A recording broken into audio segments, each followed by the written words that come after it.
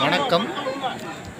இறந்தவர்களுக்கு திதி தர்ப்பணம் கொடுக்க சிறந்த இடம் தில தர்ப்பணபுரி என்ற சதலபதி. இந்த சதலபதியை பற்றி நாம் இப்போது இந்த வீடியோவில் பார்க்கலாம். இந்த ஊர் திருவாரூர் மாவட்டம் ஸ்ரீவாஞ்சியம் மற்றும் பூந்தோட்டத்திற்கு அருகில் அமைந்துள்ளது. இத்தலத்தில் ஸ்ரீராமர் தன் தந்தை தசரனுக்காக திதி கொடுத்ததாக கூறப்படுகிறது. இறந்த முன்னோர்களுக்கு திதி தர்ப்பணம் கொடுக்க ஆடி அமாவாசை, தை அமாவாசை, புரட்டாசி அமாவாசை போன்ற அமாவாசை தினங்கள் விசேஷ தினங்களாக வருகின்றது. அந்த வரிசையில் திதி கொடுக்கவும் சிறந்த இடமாக கருதப்படுவதில்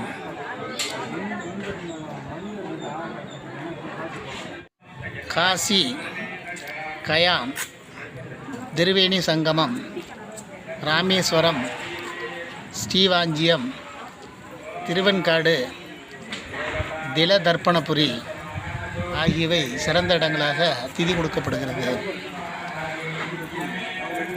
தில தர்ப்பணபுரி தலத்தில் இறைவன் முக்தீஸ்வராக காட்சி தருகிறார்.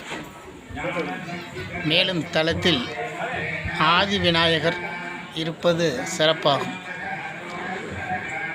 ஏனெனில் இந்த ஆதி விநாயகர் தும்பிக்கை இல்லாத விநாயகர், விநாயகருக்கெல்லாம் முதன்மையான விநாயகர் அப்படிங்கிறதுனால இந்த விநாயகருக்கு தும்பிக்கையே கிடையாது.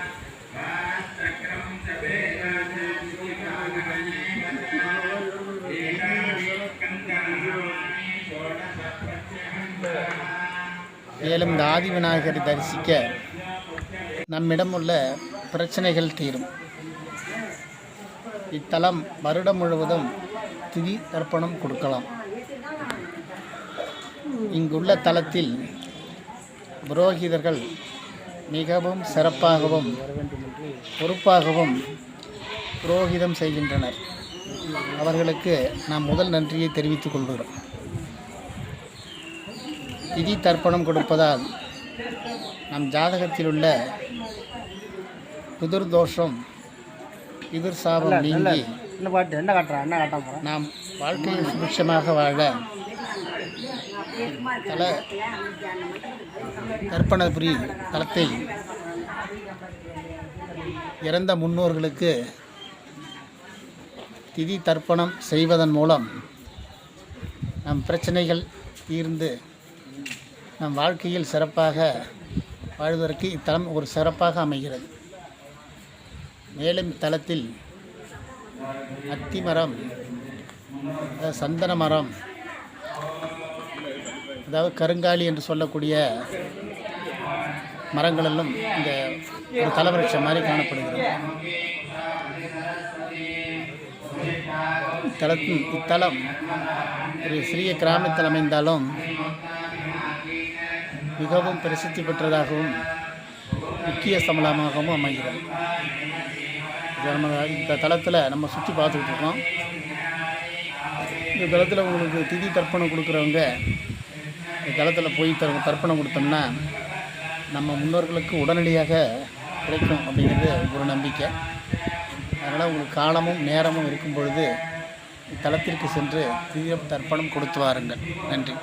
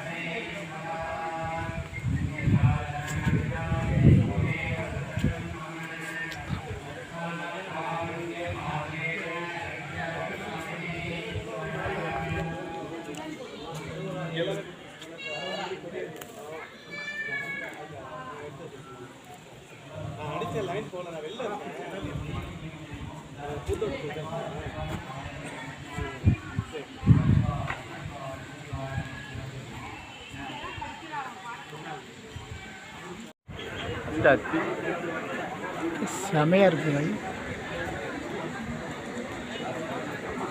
ரெண்டு காய்கறியும் காணாமல் பூப்புக்கிறதே தெரியாதான காய்கறி. அத்தி மரத்துக்கு அது சொல்லுவோம். ரெண்டு காய்கறிக்கும் காணாமல் பூப்பு.